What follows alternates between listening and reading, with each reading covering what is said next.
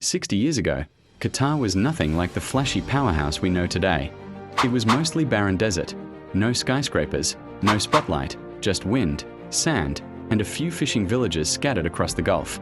The summer heat was relentless. And the future? Uncertain.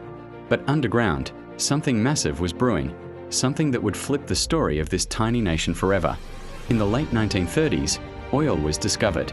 But the real game changer came later, in the 70s and 80s, when Qatar realized it wasn't just sitting on oil, it was sitting on one of the largest natural gas reserves on Earth. And that's when the tables turned.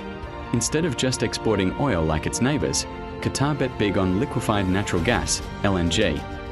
That move would make it billions. Ships started leaving Qatari ports full of LNG, bound for Europe and Asia.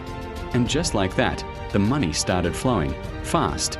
But here's what makes Qatar's story mind-blowing. It didn't just hoard that wealth, IT multiplied it. The country created the Qatar Investment Authority, a sovereign wealth fund that poured billions into global assets, from British banks and luxury hotels to sports clubs like Paris Saint-Germain. They even own pieces of New York real estate and London icons like Harrods. While other nations saved, Qatar strategically bought influence. At home, the country transformed into a futuristic marvel.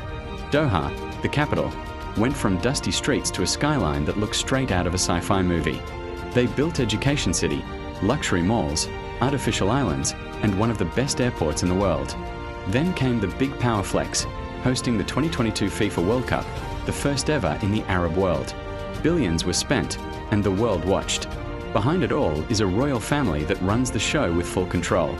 And for Qatari citizens, it's like being born into royalty. No income tax, free healthcare, free world-class education, massive job benefits.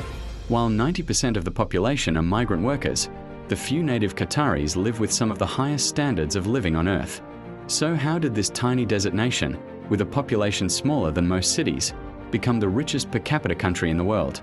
Simple: natural resources, smart investments, global influence, and bold vision. Qatar didn't just get rich, it designed its rise. And in doing so, it proved that with the right moves, even the smallest players can dominate the world stage.